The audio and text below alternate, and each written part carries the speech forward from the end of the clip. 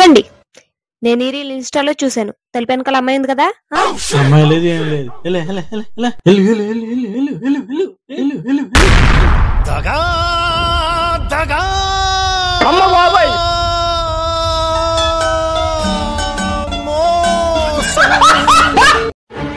చిచ్చి, నేను తెలివైన దాన్ని కాబట్టి సరిపోయింది.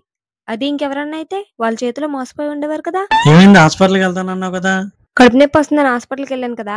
ఆ డాక్టరు కడుపు నొప్పి ఎందుకు వస్తుందో తెలియాలంటే సిటీ స్కాన్ చేయాలని చెప్పారు. నా ఒక్కదాని కడుపు నొప్పి గురించి సిటీ అంతా స్కాన్ చేయాలంటే మన దగ్గర డబ్బులు ఉండద్దా?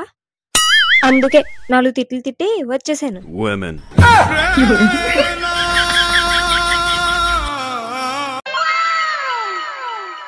పూర్వకాలంలో పిండి వంటలు చేస్తే పెద్దవాళ్ళకో లేదా ఏ దేవుడికో పెట్టేవాళ్ళు. కానీ ఇప్పుడు ఇన్స్టాగ్రాముల్లో, యూట్యూబుల్లో లేదా వాట్సాప్ స్టేటస్లో పెడుతున్నారు.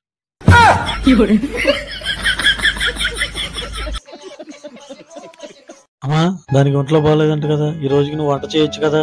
నేను చేస్తానని చెప్పానురా, కానీ అదే నా మాట వినకుండా లెగిసి పూజ చేసి వంట చేస్తుంది. అర్థమైందిరా, ఈ అమ్మ నీకు పని బాట లేకుండా ఇంట్లో తిని పడే దానిలా కనిపిస్తుంది కదూ. నీ పెళ్ళని చెప్పిందని నన్నే వచ్చి అడుగుతున్నావు. అది కాదమ్మా, అది నీరసంగా ఉందని అడిగానమ్మా. అవునులేరా, నీ పెళ్ళ వచ్చిన తర్వాత ఈ అమ్మ నీకు పరాయిది అయిపోయింది కదా. వద్దులేరా, ఇంక నువ్వేం చెప్పద్దు.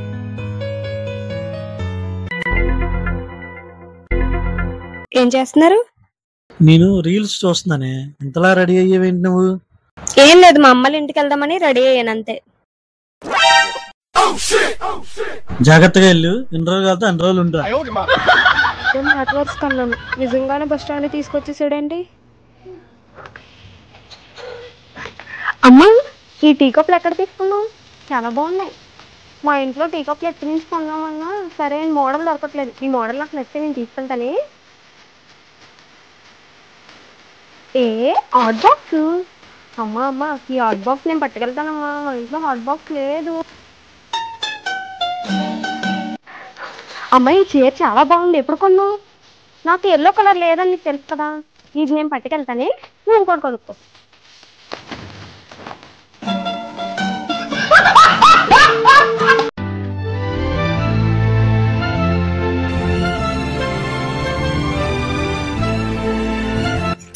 ఏమండి, మీరు నాకు రాత్రి కళ్ళలో బంగారం కొన్నారండి. అవునా? జాగ్రత్తగా దాచుకో. మళ్ళీ కొనాలంటే నా వల్ల కాదు.